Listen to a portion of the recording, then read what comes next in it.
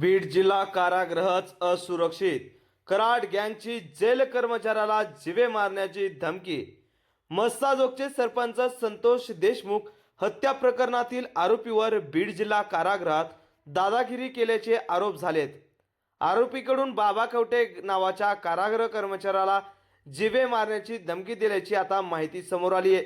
शिवसेना शिंदे गटाचे जिल्हा प्रमुख स्वप्नील गलदर यांच्या फेसबुक पोस्टमुळे हा मुद्दा चांगलाच व्हायरल झाला आहे. बीडच्या मस्साजोगचे सरपंच संतोष देशमुख यांच्या हत्येनंतर वर्ष होत असतानाही एक आरोपी अद्याप सापडलेला नाही.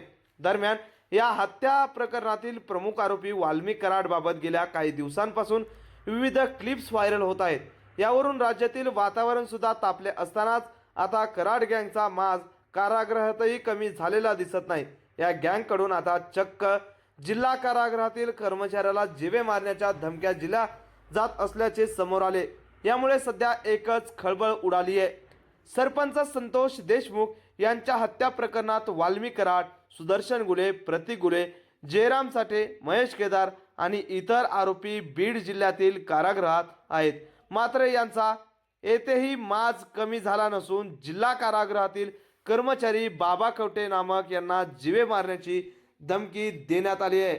यामुळे कराड गँगची जिल्हा कारागृहातही दादागिरी कमी झाल्याचे दिसत नाही. दरम्यान आता याबाबत बीडचे शिवसेना शिंदे गटाचे जिल्हा प्रमुख स्वप्नील गलदर यांची फेसबुक